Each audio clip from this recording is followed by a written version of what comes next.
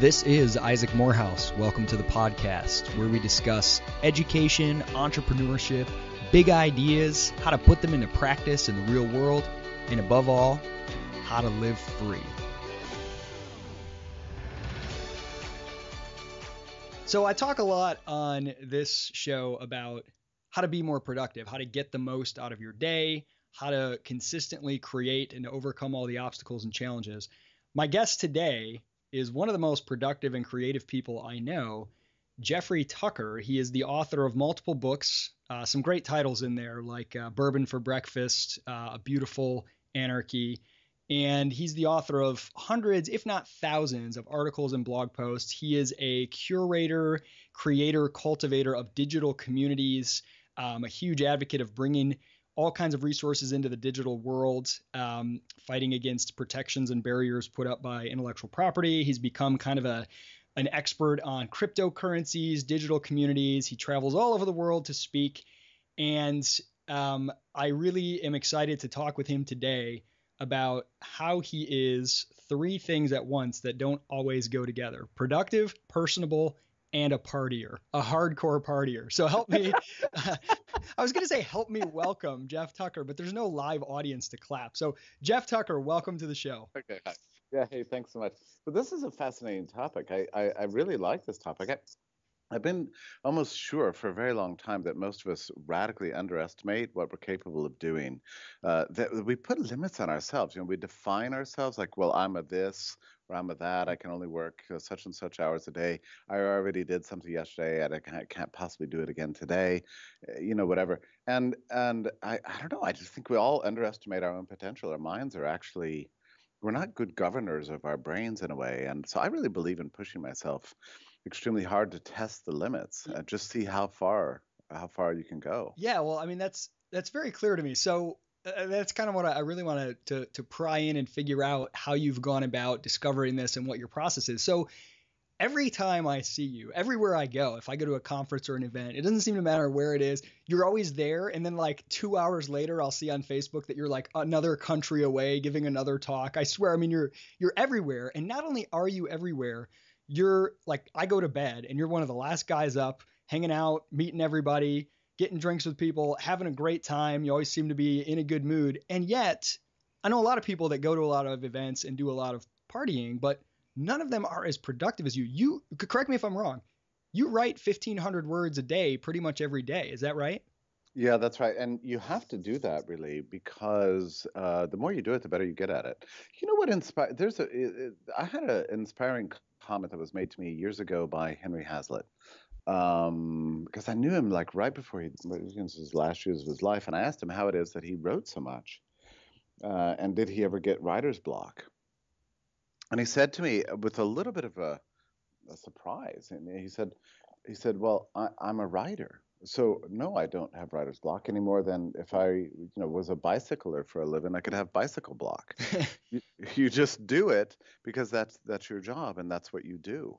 And that comment really struck me because I think we're all a little bit too precious about our talents. We think, we dole them out slowly and we're cautious with them, and we define our own limits. And especially with writing, we get overly carried away with a sense of, sort of the glorious truth of the words we're producing, and we don't see it as like just who we are and what we do, that this is our job. This is this is what we're supposed to do. And if we're not doing it, then we're not actually living the kind of life we want to. I always think about it this way. We have limited time on this earth. We do. It's just a fact, and we don't know when it's all going to come to an end. I just want to extract I want to add as much value I can in every minute of the day that I possibly can. And I've learned to get, I guess, in a way, disappointed with myself if I ever let a few hours go by where I've not done something valuable. And that just depresses me. So one of the reasons I like to work hard and long and do as much stuff as I possibly can is that it keeps me feeling good about my life in a way, Yeah. I had somebody once ask me, are you the hardest working person at your company? And this was several years ago.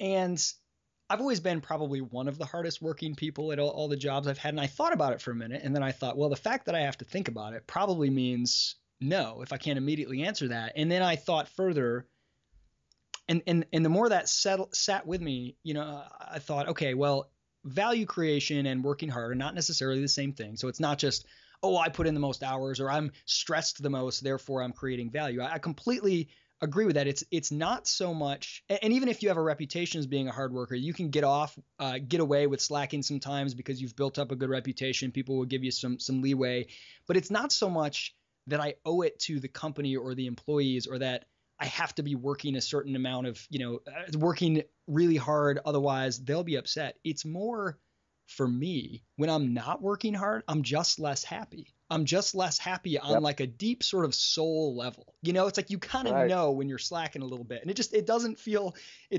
good. Okay, so let me ask you, Jeff, if you get a lot of fulfillment out of working hard, do you ever feel tension? Because as I mentioned, you party hard, or maybe party is the wrong word. Maybe that you play a lot, and you have a lot of fun. I mean, one of your books is called Bourbon for Breakfast, for goodness sake. You are in some ways kind of a hedonist. You love the pleasures of life and seem to embrace them. Do you find a tension between trying to have that kind of fun approach to life as well as trying to be really productive? Most really productive people have this kind of stoic, like puritanical, I've got to deny myself pleasures in order to be productive. How do you marry those two? Well, see, for me, it's like the play part is also work, because it gives you an opportunity to observe things and to learn things. And I'm really fortunate that one of my jobs is to write about sort of life and how people live it, and how it could be made better, and how we can increase our sense of wonder about the world.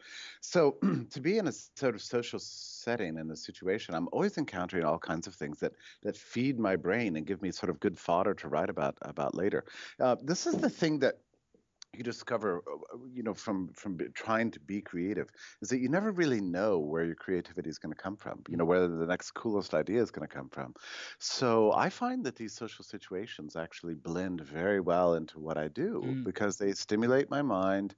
I'll make some interesting connections. I love to talk to people because there's so much to learn from the way people talk about the world and talk about themselves, and talk about their dreams, or just their observations on anything.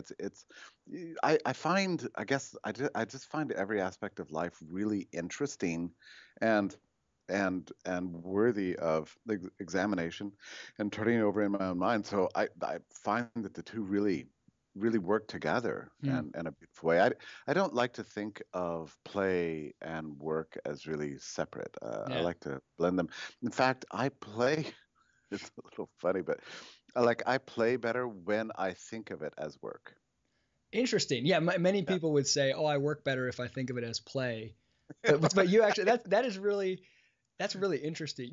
Something that you just said about needing to meet a lot of people, do a lot of fun things, because that's where you get some of your observations. Man, have I found that to be true with when I make myself write a lot, and I'm on a kick right now where I'm blogging every day. I'm not writing 1,500 words. Sometimes it's only 200, but I'm trying to write something every day. And I found when I do that, it's the second time I've done it, that I consume so much more content, whether it's through reading, or just consuming ideas or experiences. Because, and if someone were to ask me, hey, I want to really amp up how much I'm reading every day, I would say, well, probably the best way is to make yourself write every day, because you find that you need so much. You need to consume so many ideas and experiences in order to have the material to work with. And the more you write, the more you work up this appetite for more and more experiences and ideas to write about. And they kind of fuel each other. Have you found that to be the case? Oh, I absolutely have. In fact, you've really reminded me of something that I do want to say. Um, I think it's important to, when you're reading books, to write about them at the same time, even if you don't do anything with what you've written. Mm. There's something about that process that codifies the ideas in your head in a way, and it increases the value of what you're reading so much. So, for example, right now I'm reading this book called.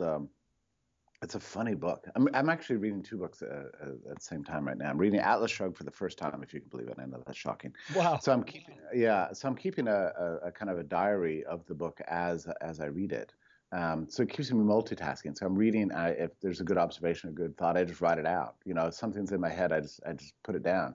And so at the end of this, I'll have a sizable kind of what I like to call a live blog of a book. I mean, Mm. in the same way you go to a concert or an event and people will live blog it, they'll be tweeting during the whole time. Yeah. They'll tweet to yourself as you read, like just chronicle your own experiences emotionally and intellectually as you read, and you find that you get a lot more value out of the book, and that value sort of is a little sticky.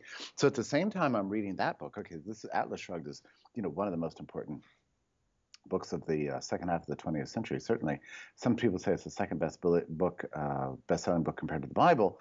Well, there's another book that had that same status in the late 19th century. It was a huge seller. It sold something like 6 million copies, translated in 15 different languages. It influenced, everybody from, Albert Einstein to John Dewey to Frank Chodorow. It's called Progress and Poverty by Henry George. Okay, so I mean, you've seen this book in used bookstores all the time. I've seen it for years. Yeah, I think I have a copy. I've never read it though. Right, you've never read it, and I was the same way. I'd never read it, so I decided I would sit down and read this thing and try to figure out why it was so compelling for so many generations and why it had such gigantic influence. So as I'm reading it, I'm going through and live blogging it, for myself. And I don't know what I'm going to do with this material when I finish it. So it's you're live blogging it, but it's not public yet. You're just doing it. Public. Okay, gotcha. Yeah, and I may not make it public. I just don't know, or I might shape it up to an essay at the end. But it makes it much more exciting to read if you're writing at the same time. I don't know how many people do this, but at least for me, it's just a really wonderful way to take on a book. Huh. Instead of sitting there kind of like as a passive reader and let the words wash over you, you now have a task. Yeah. So that every chapter, you've written a little bit of a summary or a response to it, or just a general impression, and so you chronicle the development of your mind as you read. And the mind is a very beautiful thing. How it's the way we take ideas in and remix them, and the ideas become malleable, and it's fun to play. To do that sort of intellectual mental play. So I like to chronicle it as it's happening, because you can't recapture that moment. Yeah. I mean, you've read chapter 2, you have a lot of impressions and a lot of thoughts. You have a lot of opinions that are developing in your head.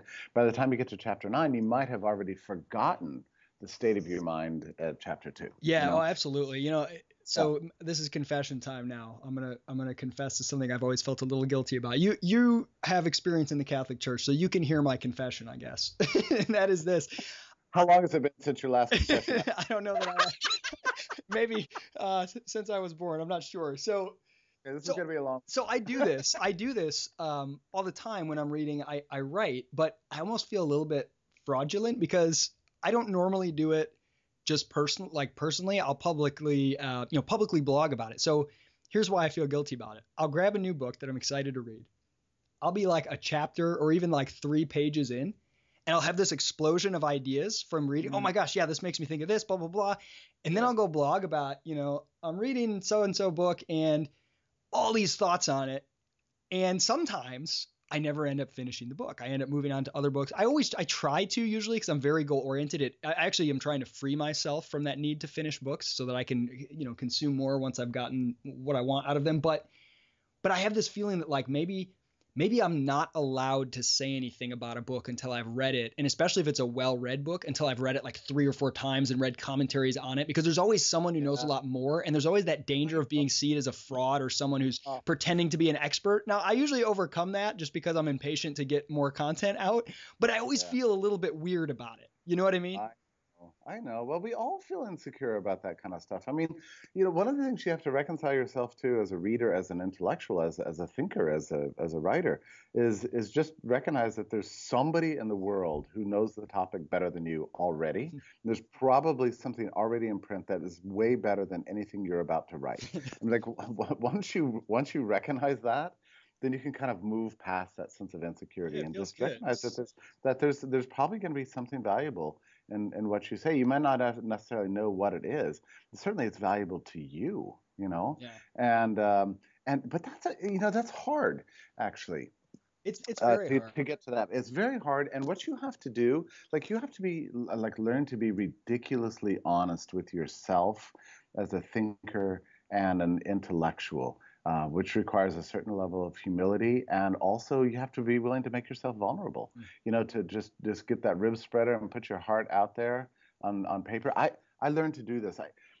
This always happens in the early stages of a person's career when they start to write. They start to they worry so much about what they sound like to others, And so they end up trying to mimic the prose of people that they respect. Um, they try to sound like somebody who is maybe serious or substantial or has certain gravitas or whatever, and they're constantly listening to themselves as they write.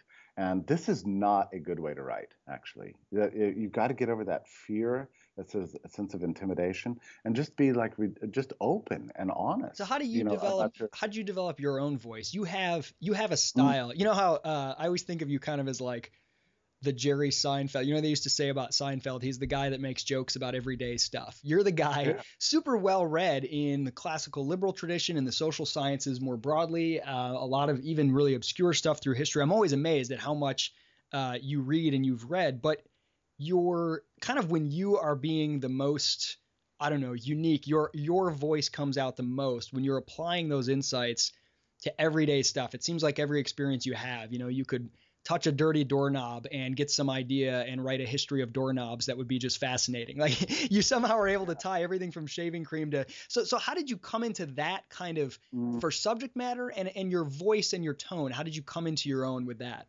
Well, I gradually began to realize something extremely important in the course of my life, and it's pretty simple point, namely that everything is interesting. Okay. So once I realized that, I thought, wow, that's an amazing thought. Everything is interesting. I began to sort of challenge myself, and I would sit down and try to write about anything. And I worked at it, actually. I would pick the most obscure, seemingly trivial topic I possibly could, and then see if I could knock out an essay that turned this into something important and challenging and fascinating or funny or revealing or something about it. Like try to find the really interesting thing all around you, and then sit down and write about it. I mean, it's not easy, but it's great practice. And the more you do it, the better you get at it. But then again, you have to overcome the sort of sense of insecurity, like, oh, what if people think this is silly? Yeah. What if somebody reads this and looks down on me and says, oh, that person's not very smart or well read? I mean, you just have to like forget all that nonsense. Well, something interesting about the idea of picking anything, the most obscure thing that seems like it's not very interesting, and writing about it. That's not uncommon to hear people who are great writers or who want to be saying that that's a good practice. And what's easy to assume is that it means, okay, if you're a great writer, you can take content that's not very interesting, and because your writing style is so good, you can make people want to read it anyway. And I think that's not at all what's happening. I think the great writers, it's not so much their wordplay that makes them great. It's the way they see the world, and it's the fact that to them, that thing that seems uninteresting to everyone else, they've actually found what is truly interesting about it. So it's not that they make a boring topic interesting because their words are pretty. It's because they find the truly interesting core at the heart of everything, and they see the whole world as interesting. It's really, writing is really a way of seeing the world differently in many ways. Well, I think that's right. And it doesn't matter what you're writing about. If you're writing about it with a sense of sincerity and truth, that's really open with your readers, then it's going to be compelling. But if you're putting on airs or trying to sound like somebody else, or actually overly focused on style, this is one of the ways I feel like my biggest upgrade as a writer came when I stopped worrying about the quote style unquote, and just focused on the ideas and the content and the truth of what I'm saying. Like I just wanted to be authentic. I wanted to express myself authentically through the written word. And if you do that, then you have something to say, and that's a tough step to take, but I think it's extremely important.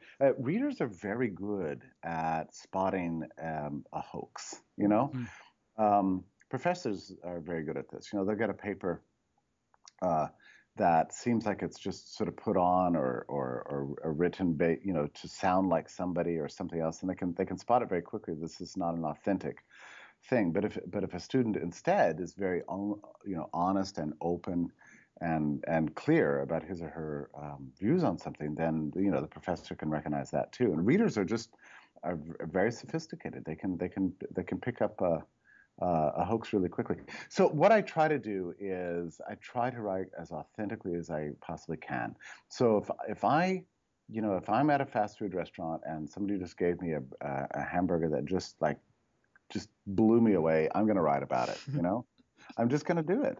And if I read the news and there's some horrible thing that the government's doing to people and it outrages me, then I try to write with that sense of just let my emotions speak. And So, by the way, so does it become really important to write in the moment of inspiration, or do you I, write down the subject and then come back to it when you have more time? so everybody's different in this respect, but for me, yeah, if I don't write it out pretty much within the day that I'm thinking about it, it loses its energy and its verve very quickly. Mm. And if I let a full week go by, it's just gone. Yeah. So yeah, I try to make it happen right then.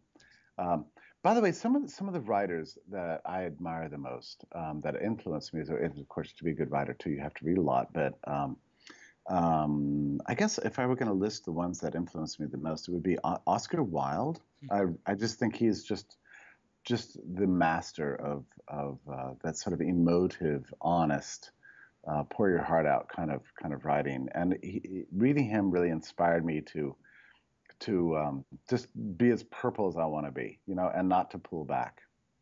By the way, I would say the same thing about speaking too.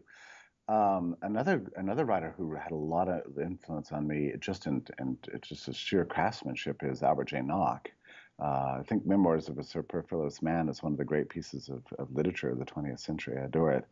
Also, the novelist Garrett Garrett had a huge influence on his use of sort of strong Anglo-Saxon words, and he's not shy at all, right? He doesn't bury his points. He doesn't pad his prose. It's just a really strong and forceful writer, and that inspired me too. So Jeff, getting nitty gritty. Well, actually, let me tie it into this something a little bit broader. You mentioned speaking, and I had the pleasure of having you be a part of a Praxis opening seminar we were doing about a year ago or so, and we had a public speaking workshop there. And after, there's sort of an initial talk about some basic tips, just on technique of public speaking. Find a place where you're comfortable standing so that you don't have to sway back and forth. Make sure you try to keep your hands under control, make eye contact, some basic things that will help you put you at ease, and etc. And I got done kind of talking about these basic tips before the participants started.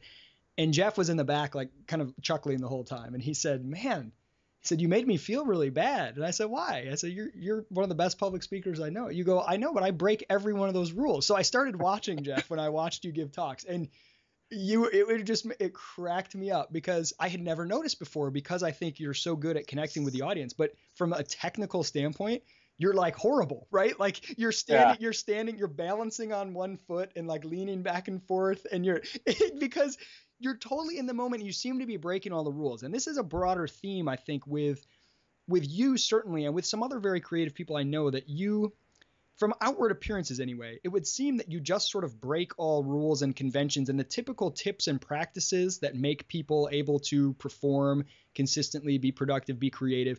You seem to buck all of them, but you have to have rules for yourself. We know about the writing every day, 1,500 words, and that you try to make yourself right immediately in the moment, as you just shared with us. Are there other rules in sort of your nitty gritty everyday life that you employ for yourself to get the most out of your day? Well, I don't recommend the things that I do, actually, because I'm not sure if they work for everybody. But for me, it really does work. My biggest problem with speaking is that I over prepare. Mm. So I have to actually discipline myself to not prepare What does that much. preparation look like for you? For me, I like to attend the event I'm speaking at and be there about an hour ahead of time and get a sense of the room, size up the crowd, try to discern what it is, what's going on there, and what needs to be said and what needs to be heard. And then not think too much about what I'm about to say until about 15 or 20 minutes before. And then I will typically get a tiny piece of paper and write 3 small points on it. And that's over And preparing, or that's how you want to be doing? now that's how I want to be Okay. doing it. So what's But it if look I'm like when you over prepare? when I'm over prepare is when I've thought too much about it like a week in advance, and I sit down and I'll write down some notes, and I'll come up with like 10 points, and it's a disaster. This has happened to me before. By the way, you're talking about speaking style and that sort of thing. Um, so this was uh, it took me a while to kind of figure out how I wanted to present myself as a speaker. Um, so one time I gave a speech and it wasn't very good, and I had a guy come up to me afterwards and say, "Listen, it's so distracting the way you're moving around all the time. You're not well organized. You're just a mess." So he said, "From now on, here's what you need to do: plant your feet firmly behind this podium. Don't move your head at all. Speak directly into the microphone and have like 5 points." And don't otherwise move. Just focus entirely on speaking clearly and calmly. So I tried this once, and I bored the audience. It's the worst speech I ever gave. So after that, I thought, okay, that didn't work. I have to figure out something else. So then I gave another speech. I think this was in Vienna, and I had over prepared. Right, you're being brought to Vienna. You're speaking in front of some huge audience. I don't know what. No, this was I think in Salamanca, and I had prepared too much material, and I presented it. But right in the middle of it, I felt a sudden sense of inspiration, and by looking up at the choir loft, and I kind of lifted my head out of my notes, and I just kind of extemporaneously said something like, "Can we just go back in time and think about what it is the monks that were here in this room in, say, the 15th century sang about?" And anyway, I sang a quick Gregorian chant, and I talked about that chant and its relationship to economics and that sort of thing. That's a bold move. That's a scary move It was a in a scary move. talk to start singing. I mean, everyone in the room probably felt a little embarrassed for a minute. That's a Yeah. pretty, and did it and it go went over well? Well, so then I watched the film of this talk afterwards, and it was amazing. It was like the whole talk was in black and white and kind of dull. It wasn't incompetent, but it was not very interesting. And then that part where I lifted up from my notes and actually just began to speak from the heart and tried to really connect with people, it's like it became in Technicolor. Just like you could just feel it. It was the most interesting few minutes of the speech by far. So after I watched that, I thought, okay, what can I learn from this? How can I make every speech I give just as good as those few minutes Mm. were in the middle of this speech? So I need to learn how to be authentic. I need to learn how to be spontaneous. I need to learn how to connect and speak directly with people from the heart. So I set up an aspiration for myself as a speaker to always do that. And so that's why you don't always succeed, but that's what I want to do. So I learned so much from that experience. One of the things I liked about your training seminars, you're expecting everybody to kind of speak without notes. And that's it's hard and it takes time, but I think you're exactly right. In the end, you have to be able to speak without staring down at notes, and much less reading. Yeah, That's a yeah, disaster. I think people, not even so much because it's not possible to give a good talk looking at notes, but because the act of doing it almost undermines your own confidence. I think bullet points are really helpful. I use them. A lot of people do. Some people don't need them at all. But a handful of bullet points, like you said, your 3 points or your 5 points. And if you know your content well enough, you can riff off of those points just fine. But when you have all the content written out, it kind of undermines your own confidence. It's like, okay, I need all these because without them, I don't really know what I'm saying. I feel like it takes away from that authenticity. But one thing I want to Well, say, oh, go ahead, Jeff. yeah, well, just one other point about this. Um, People are terrified to speak, and they get like overwhelmed. I was talking to a person a couple of days ago that said that before she gave her first talk, she was like physically sick for an entire day ahead of time, like practically to the point of wanting to go to the doctor, kind Oh, of level of sick. So, and what is going on? I mean, that anxiety that we feel. How can we use that for our benefit? And even now, I mean, I want to feel nervous before I get up to yes. speak. I feel like the day Uh, that I don't have any nerves at all, I might as well hang it up, you know, because that exactly. means I don't care enough. No, that's right. And you can use what happens is, at least for me anyway, I sense that my body is creating a kind of a drug. I guess it's called adrenaline or something like that. And it's good. It serves you well. So I rely on that adrenaline to feed my brain and to get me fired up. So I will, before I start to speak, I'll feel that sort of sudden rush of excitement, and I get like excited, and I just start like jumping up and down a little bit, and just like gripping my hands tightly, and I'm so fired up. Like I have 45 minutes now to maybe say something extremely important. All these people are listening to me. That's a thrilling thing to happen to you. So it kind of takes you into a little bit of a like almost a physiological change that takes place, and that could serve you really well as a speaker because your audience senses that from you. Yeah. They get a real sense of excitement also about what you're saying. It's kind of like the closest feeling that I can think of.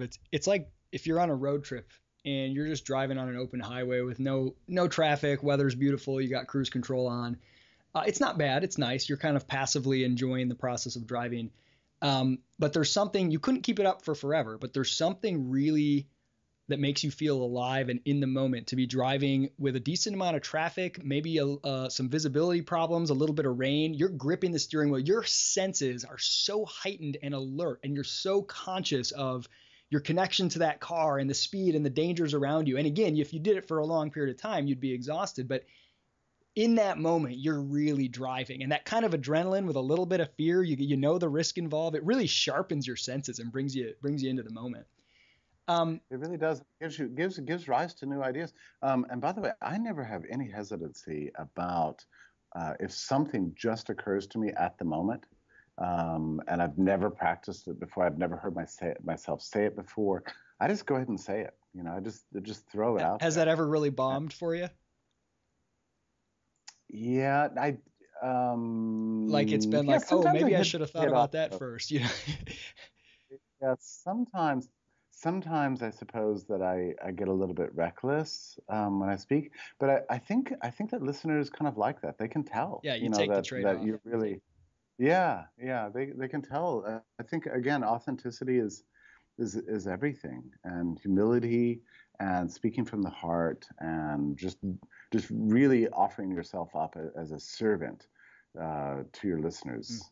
I feel that same way about writing too. You really should offer yourself up as a servant to the readers, to stimulate their thinking and to make their lives better. So one of the reasons that I suspect you are a really good, I don't suspect you're a really good speaker. You are a really good speaker. But I suspect one of the reasons for that is because you consume so much content. So if you could like even estimate, how much do you think you read on a daily, weekly, monthly basis? Wow, I don't know, but if I'm not tackling one or two books at any one time, then I'm feeling a little bit like things aren't going right. Mm. And I don't even care what they are. And there's no excuse for people not being able to read massive amounts of books. I mean, the old days you had to carry them with you everywhere. Now, if you just have your little Samsung reader or your iPad with you, you can pull down books all the time.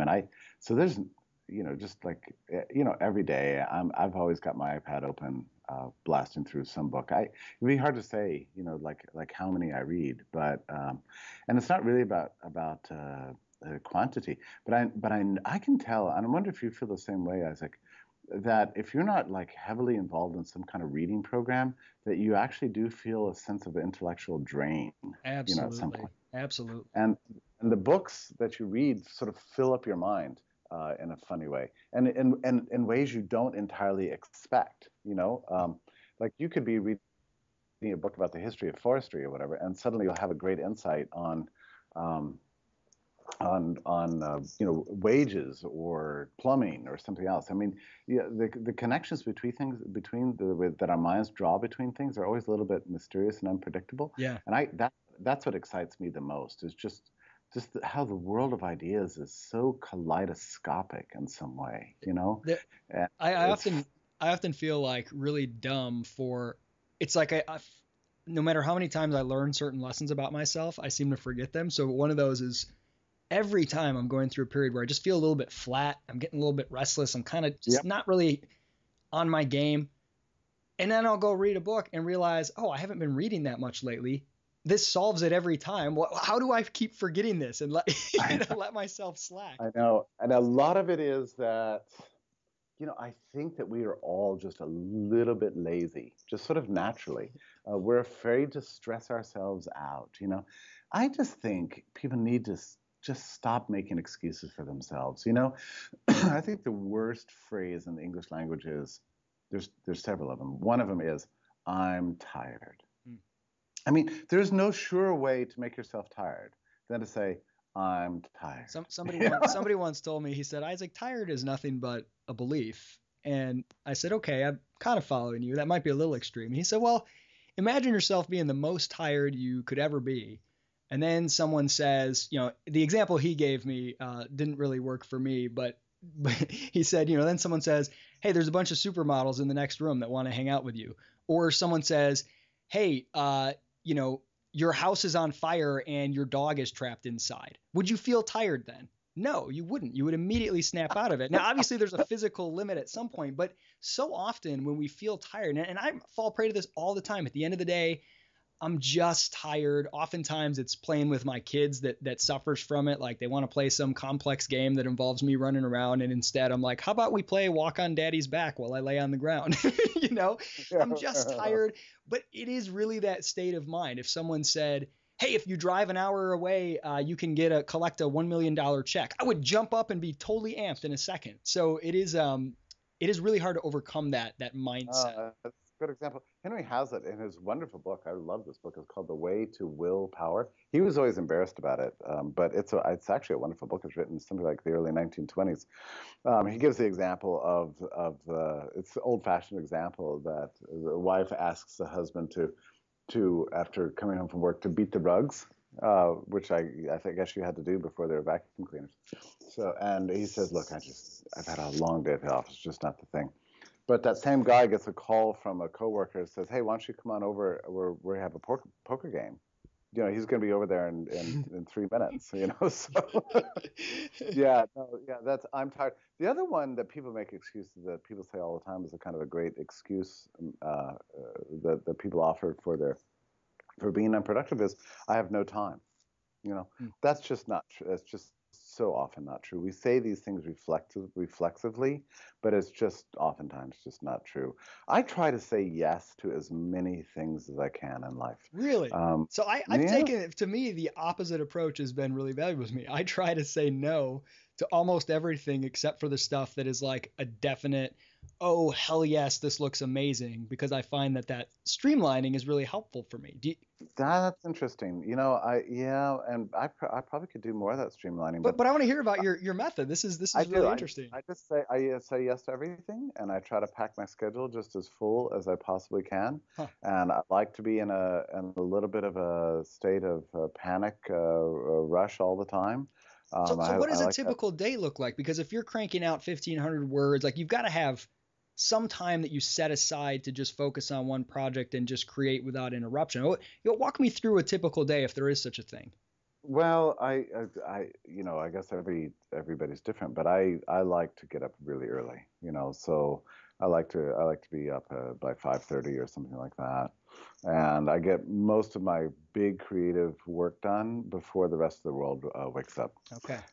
Yeah, so I'll blast through the newspapers and then start writing immediately. So I've usually written 1,000 words or something like that before 8 o'clock. 1,500 words before 8 o'clock in the morning every day, without fail. And that kind of gets me going, and it makes me already feel like I've kind of had a pretty decent day, even before the day has begun, right? So, Yeah, yeah. and yeah, and so I usually try to accept almost every podcast interview that comes along. I try to do Thank you. television whenever, yeah, whenever the opportunity comes along. Part of it is it's a little bit of a pathology I have that I'm so excited that people want to hear what I have to say, and I don't feel like I can depend on that always being true. So I just don't want to ever give up any opportunities. And I've found that the more I do, the more I'm capable of doing. You know? Yeah, that is not an uncommon experience. I found that myself as well, that the Yeah. times when I've had, you know, a whole bunch of things going on at once and I'm building a company and raising a family and doing all, it's like I'm able to do more the more I do, because doing a lot of things is a skill in and of itself, and you only learn how to do a lot of things by doing a lot of things, and the more you do it, That's the right. more you're able. And really we have to stress ourselves out a little bit because we have to test ourselves and remember that we are kind of anti-fragile. I mean, people, what doesn't kill us makes us stronger. I mean, it's just really true. And I think we all underestimate our mental functioning and what we're capable of doing in the course of a day. We are so bad at making excuses for ourselves. It's just grim. Um, I don't.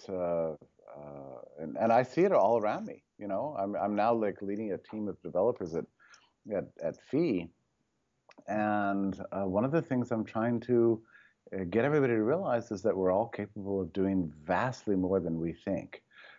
So I'll drag the developers into a room and put on some loud, techno pop music and get to work on a code project that everybody's saying, "Oh, this was going to take to the end of the summer," and I'll say, "No, it's going to take till 3 o'clock today."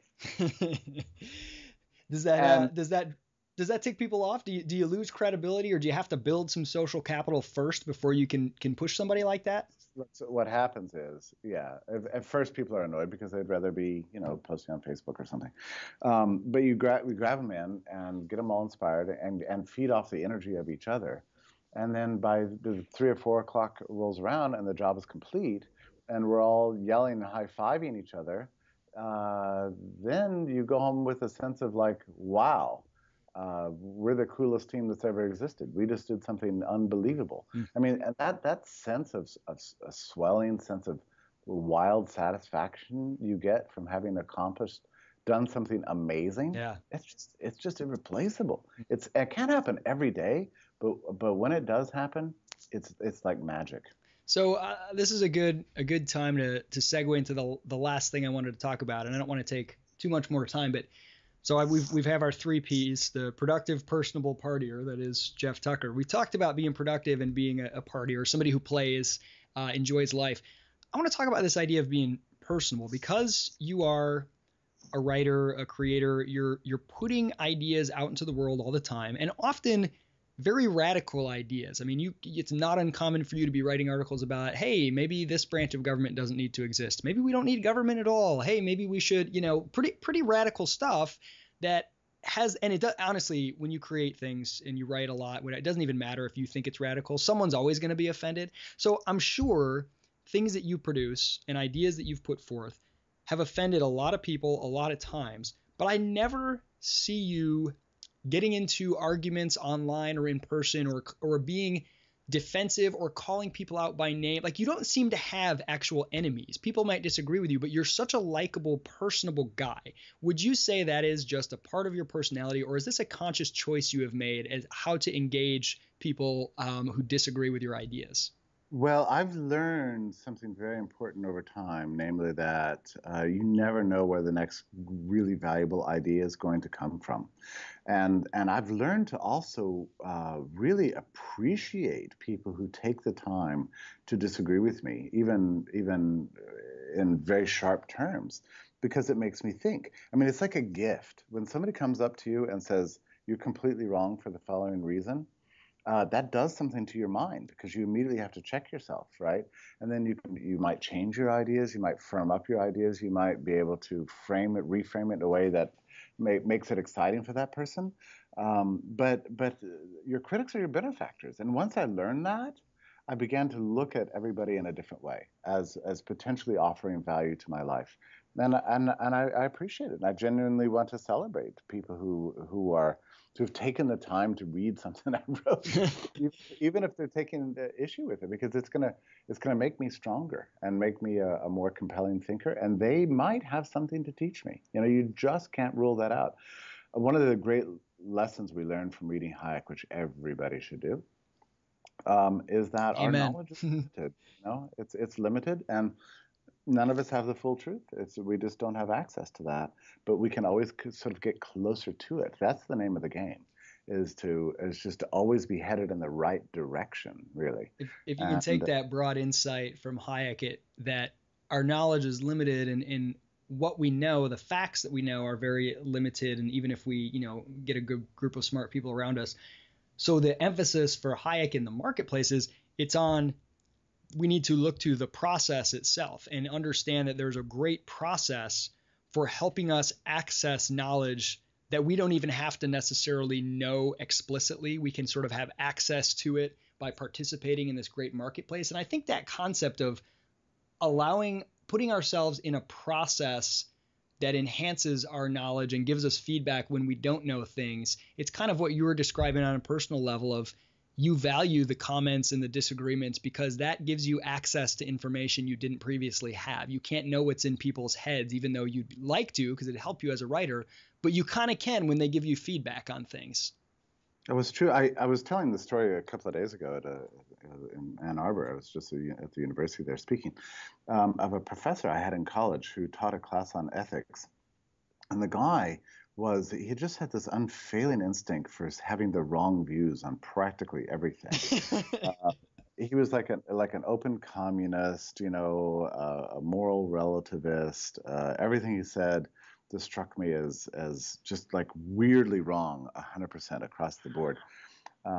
And I at some level I thought this is an outrage. I'm paying for this class, so I'm having to sit here and take this thing. But every day in class he would make me so upset that I would just immediately go to the library and start pulling down books and trying to find ways to refute him. Well, I realized at the end of that class I must have read about 60 books, even aside from those that he had assigned us, just because it drove me so crazy. Now, this was some years ago. Well, I guess everybody's still around these days on Facebook or whatever. And I found him on Facebook and said, "Oh my God, that guy's still kicking." And I wrote him a note. I said, "Professor, I thought your class was absolutely dreadful. But as I look back at my college life, it was actually the single most valuable class I had because I learned more in your class, not because you taught it to me, but because you inspired me to go out and discover information on my own." And I became just like a kick-ass intellectual as a result of that class. So well read. Turning that dissatisfaction into action, or turning critiques or negative feedback or arguments into an impetus to do something, to better your argument, to better your ideas, I think that's really where it's at. I think I'm a much weaker person than you in this regard. I really don't like to read comments or negative, arguments about stuff that I've put out there, because it makes me so unhappy. It can ruin my day. And I keep trying to become a bigger person to where it doesn't always, but it often does. And I think, well, you know what? It's not doing anything for me. It's just making me upset. I'm just going to ignore it. And that's helped me a lot, but I feel like it's only helped me because I'm not to the point yet where I can just look at it and be like, oh, that's interesting. Oh, that's fun, and do something with it productive. It still it still hurts me too much, I think. Well, one thing I like to do is, we all have had nasty things tweeted at us, and I get that all the time. I try to make a habit of not engaging people when they're have like violent prose towards you, and I'll sometimes just write them back and say, "Thanks so much for your comments. I really appreciate it," and just leave it at that. And that's like totally diffuses the situation.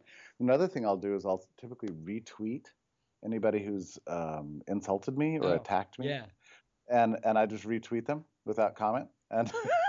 And then your fans come to your defense. Yeah. And yeah. But and whether or not they do, there's almost kind of a purging element where you release the tension by just getting it out in the open and acknowledging. Oh, it's fun. The other thing I'll do is sometimes with people on Facebook's famous for this, right? A lot of it gets filled with nastiness all over the place. I will sometimes, when somebody just says something just outrageous, I'll just write them a private message and say, "Listen, I don't know you. But I clearly feel like I must have offended you inadvertently at some point in my life. And if that's true, I just really want to apologize to you. It's amazing how, people talk about internet courage, and when you see someone face to face, they would never say the things they say in a comment thread. Even just direct message, like comment courage is really real. People will say stuff in a comment thread, really nasty stuff about a person. Whereas if you just call them out sort of not publicly, I never think that's I, productive on the thread to be like, well, you're an I, idiot, you shouldn't say this. But to privately message them very nicely like that, it's amazing how quickly things dissipate and they're kind of, uh, oh, maybe I was a little too extreme. I really just was interested in this. It's pretty amazing.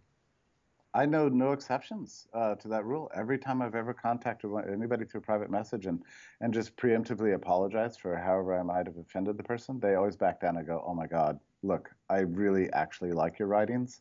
I shouldn't have said what I said, Hmm. and I really appreciate that you're writing and that you're contacting me this way. And I hope that we get a chance to meet up and solve some of our differences.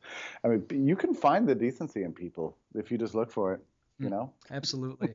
Absolutely. Well, my guest today has been Jeffrey Tucker.